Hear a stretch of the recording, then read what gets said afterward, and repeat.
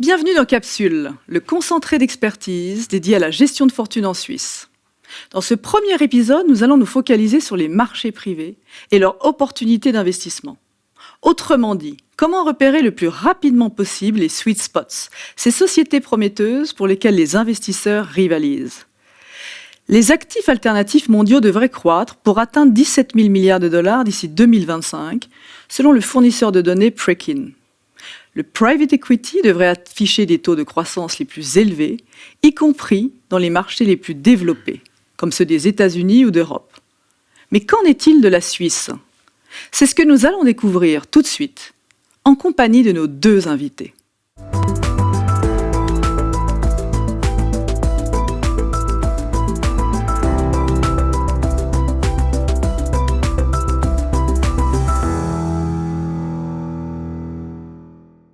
Bonjour Rodolfo.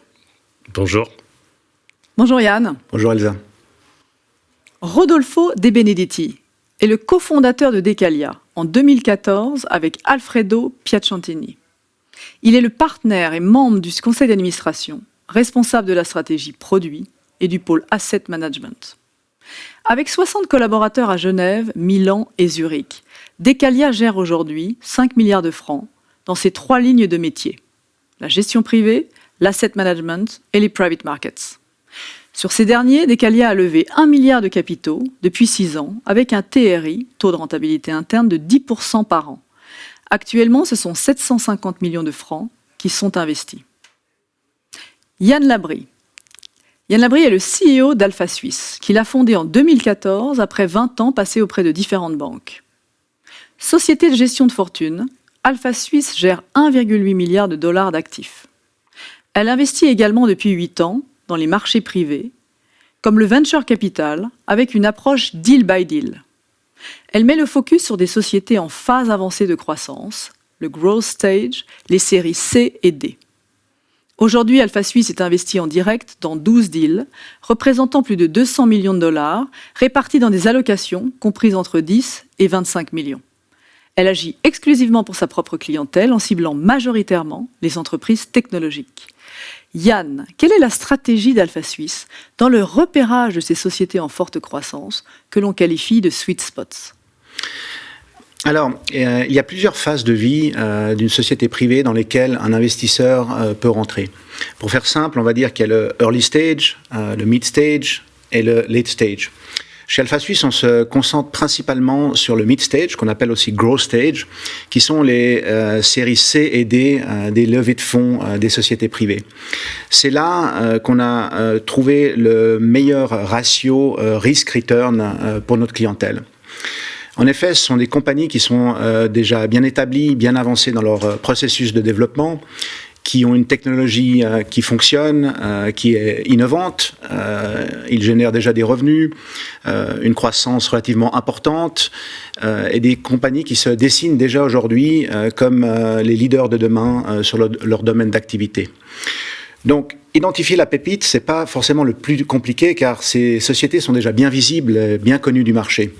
Ce qui est plus compliqué, c'est d'y avoir accès, de se faire une place au milieu des venture capital, des gros fonds de private equity, des actionnaires existants ou des partenaires stratégiques.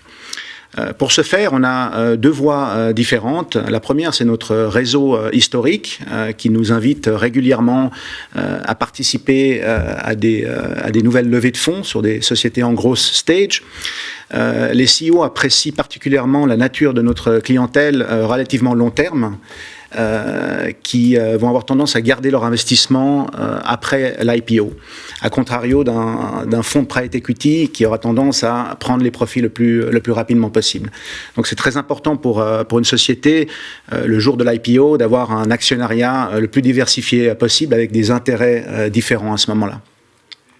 La deuxième voie, c'est une stratégie qu'on a mis en place il y a plusieurs années, où l'on investit dans des fonds de private equity early stage, donc typiquement qui investissent au niveau du seed capital, de la série A et de la série B, mais qui n'investissent plus en série C. Contre notre investissement dans leur fonds, ils nous cèdent des droits préférentiels pour accéder à la série C et pouvoir investir et rentrer directement dans le capital de la société. Donc ça se négocie très en amont. Absolument. La stratégie avec les fonds de early stage, elle a commencé il y a 7 ans en arrière, et il n'y a qu'aujourd'hui qu'on commence à voir certaines de ces compagnies qui arrivent en série C et qui créent des opportunités d'investissement pour nous et nos clients. Êtes-vous plus opportuniste en ce qui concerne les marchés privés et sous quelle forme juridique investissez-vous ? Oui, c'est vrai, nous sommes sûrement plus opportunistes sur les marchés privés. On essaye de regarder quand même les thèmes que nous avons choisis parce qu'on pense que c'est quand même des lames de fond puissantes du point de vue de l'évolution des marchés et de la société dans laquelle on vit.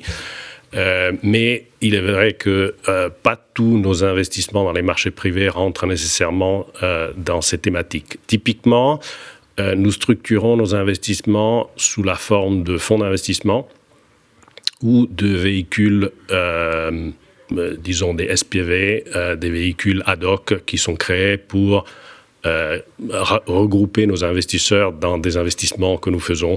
C'est le cas notamment des investissements qu'on fait sur la Suisse, où on investit de manière directe dans des sociétés. Là, on ne passe pas par un fonds, mais on passe typiquement par une structure où on met en commun les investisseurs. Quand vous passez par un fonds, Decalia est le lead investor ? Quand on passe par un fonds, Decalia typiquement est le gérant de ce fonds, ou alternativement, Decalia passe un partenariat exclusif avec l'équipe de gestion, qui est souvent externe. Ça, c'est un modèle que nous avons développé ces dernières années. Il est clair que quand on est parti, nous n'avions pas la disponibilité à l'interne du know-how pour pouvoir déployer sur les verticaux que nous avions choisis. Donc, ce que nous avons fait, c'est que nous avons cherché des équipes qui étaient dédiées, qui avaient une expérience, qui avaient un track record, et nous avons passé avec ces équipes de partenariats où nous avons sécurisé de la capacité d'investissement. Nous avons monté avec ces équipes des véhicules d'investissement qui étaient adaptés à une clientèle d'investisseurs privés qui a souvent des exigences différentes par rapport à des investisseurs institutionnels. Êtes-vous plutôt un actionnaire actif ? Vous siégez au board, vous exercez une pression peut-être sur le management de la société, ou plutôt un actionnaire passif ? Non, alors nous sommes définitivement un actionnaire passif. Nous n'influençons pas la stratégie de la société et nous ne voulons pas l'influencer. Et je dois dire, nous n'avons pas forcément les compétences pour influencer la stratégie d'une société technologique, par exemple. Nous faisons confiance au management et au board existant. Évidemment, ça fait partie de notre due diligence de s'assurer de la capacité du board et du management à amener les compagnies à la prochaine étape, mais nous ne faisons pas partie du board, non. Decalia a créé Decalia Capital il y a 3 ans, qui, en tant que lead investors, a réalisé 3 investissements directs en Suisse.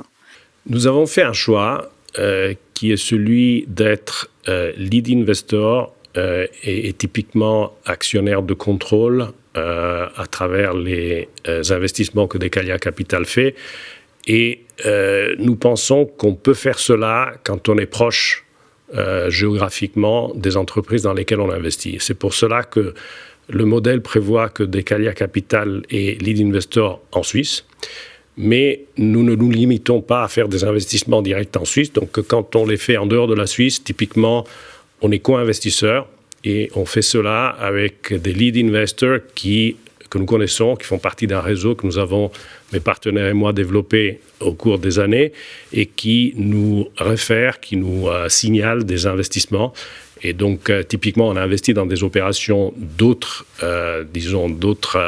investisseurs et nous participons en tant que co-investisseurs quand ce n'est pas en Suisse. Vous auriez des exemples de sociétés dans lesquelles vous avez co-investi ?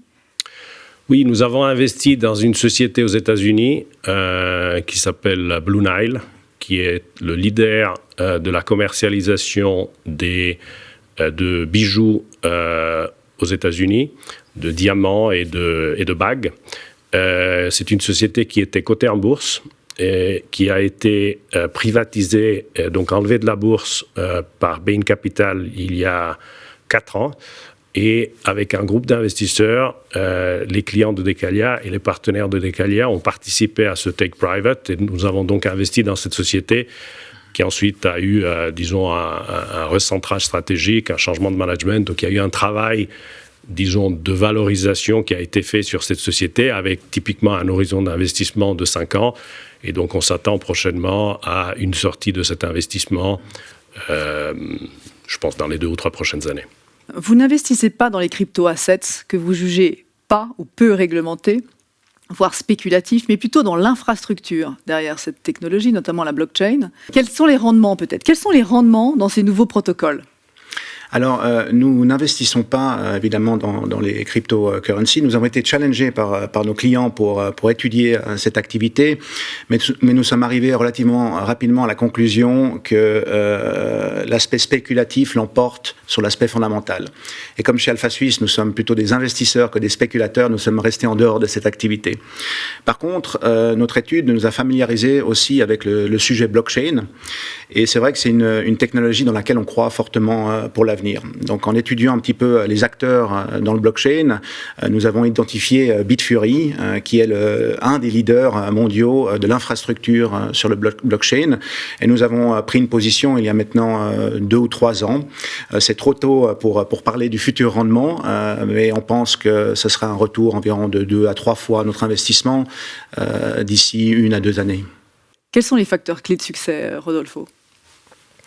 Quand nous avons commencé, nous étions dans un environnement macroéconomique assez particulier, c'est-à-dire avec des taux d'intérêt négatifs et avec un défi important pour les investisseurs, qu'ils soient privés ou institutionnels, de remplir la poche à rendement de leur portefeuille. Nous avons constaté qu'il était difficile de trouver sur les marchés liquides des instruments où le rapport risque-rendement était intéressant. Et c'est pour cela que nous avons été chercher dans les marchés privés en constatant que pour les investisseurs qui pouvaient accepter sur une partie de leurs actifs, en tout cas une illiquidité de quelques années, la prime de rendement qu'on pouvait obtenir sans nécessairement augmenter le risque du sous-jacent était importante.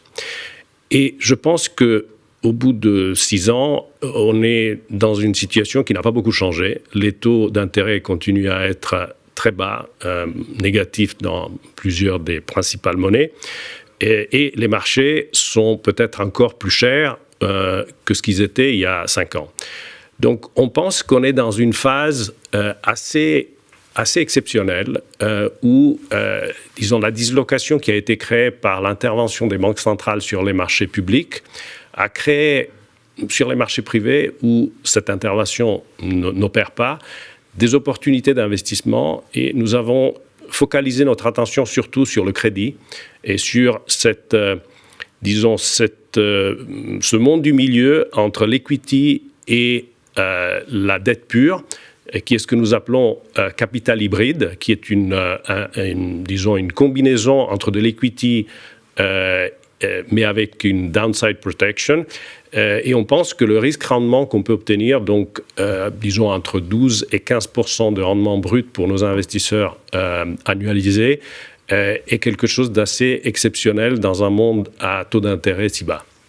Le capital hybride, vous disiez, vous auriez un exemple peut-être concret d'un investissement dans cette zone du milieu, comme vous dites? Oui, alors, on a décliné ça sur plusieurs verticaux. Et typiquement, c'est des prêts qui sont faits, par exemple, à des entreprises.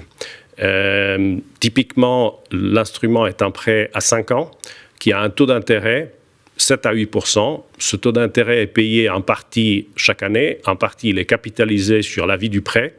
Et en plus du prêt, vous avez des warrants, donc vous avez une exposition à l'equity et à l'upside lié à l'equity.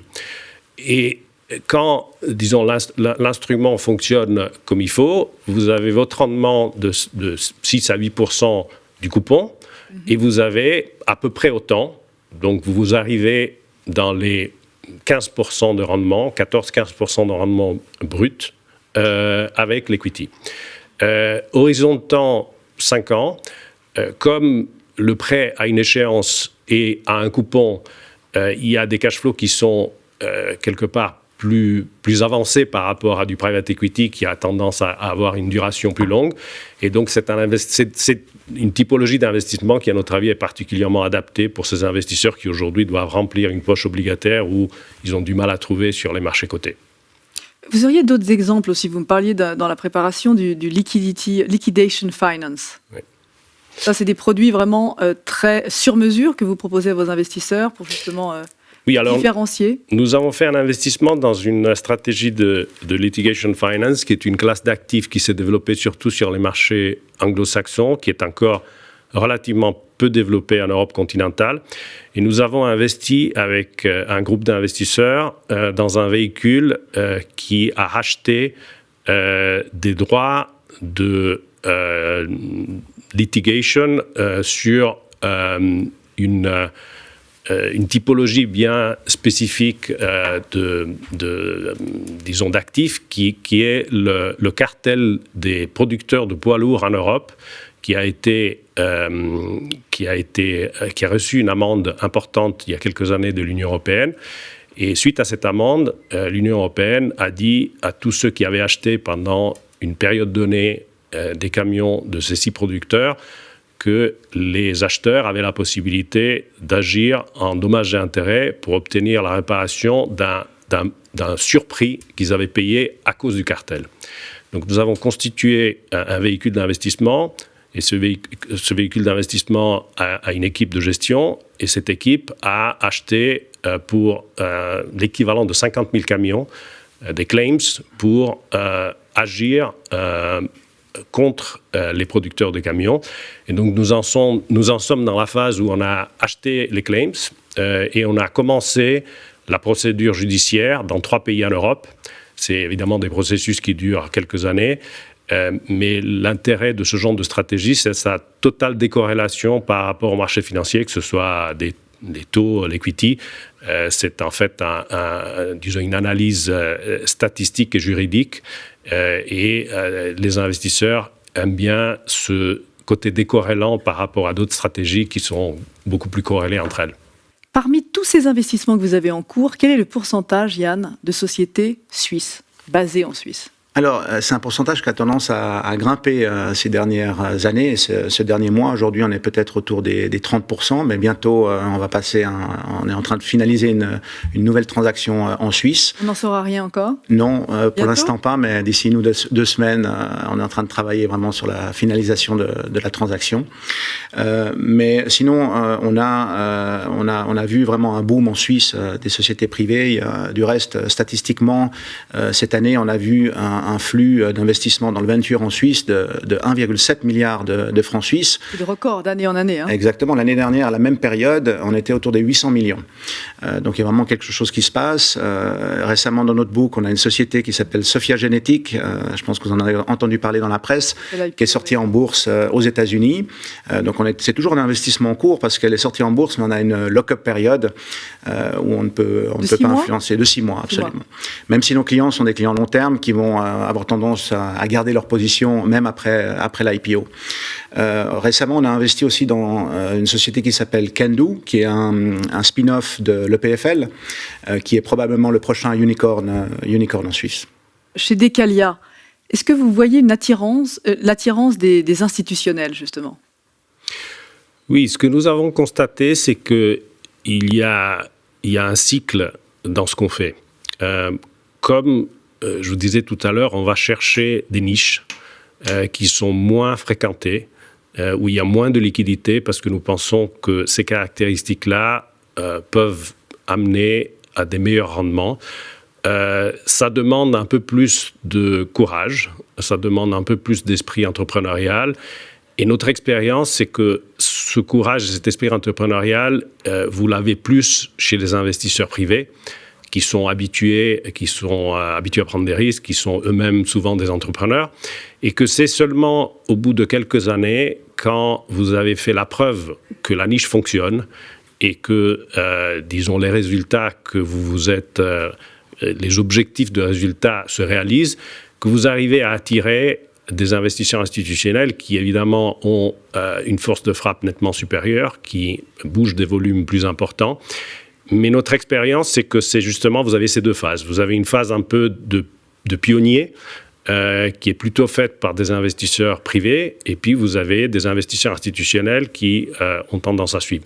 Et le positionnement qui est un peu, comme je disais tout à l'heure, disons ces instruments hybrides entre la dette et l'equity, c'est parce que à la fois dans la dette et dans l'equity, vous avez énormément de capitaux qui cherchent à s'investir et vous avez énormément de liquidités. Et c'est plutôt au milieu où vous avez moins de concurrence et c'est pour ça que nous pensons nous pouvons obtenir des rendements plus intéressants.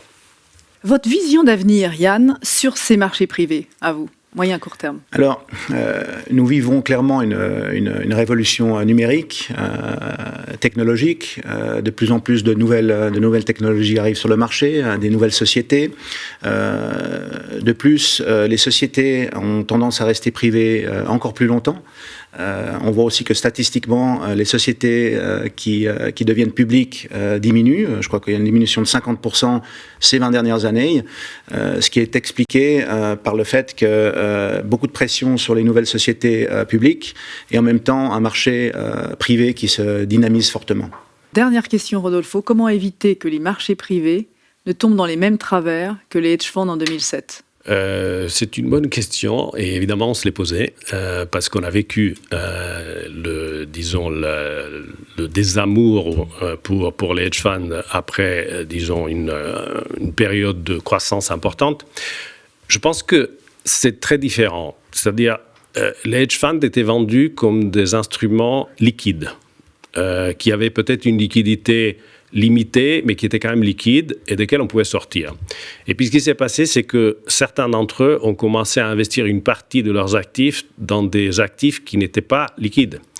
Et donc ils ont créé ce qu'on appelait des side pockets, donc ils ont créé des véhicules qui portaient des investissements privés. Et je crois que ça a un peu agacé les investisseurs parce qu'ils n'avaient pas compris que leur investissement n'était pas tout à fait liquide. Aujourd'hui, nous faisons très attention quand nous parlons à un investisseur potentiel d'investissement privé de lui expliquer que c'est des investissements illiquides. Donc, ils ne sont pas pour tout le monde et ils sont pour les investisseurs qui ont un horizon de temps de moyen long terme. Je pense que le gros avantage de ces investissements illiquides, pour ceux qui le comprennent et qui peuvent accepter cette illiquidité, c'est que si on a bien choisi, tendance à passer à travers les cycles. On n'est pas sollicité du point de vue de l'émotivité de décider de rentrer ou de sortir peut-être au mauvais moment en fonction de l'évolution des marchés qui peut être chahuté et qui peut être volatile. Dans un investissement privé, vous n'avez pas à vous poser la question. Une fois que vous rentrez, vous êtes rentré et vous restez pour la vie naturelle de l'investissement. Et je pense que ça, c'est un avantage de discipline pour l'investisseur. Merci à vous, Rodolfo. Merci, Elsa. Merci à vous, Yann. Merci, Elsa. Merci à tous les deux pour cet échange enrichissant sur les marchés privés. À très bientôt pour notre prochain rendez-vous dans Capsule, qui abordera la thématique des différentes approches du Family Office. Et n'oubliez pas, sur Sphère TV, restez connectés.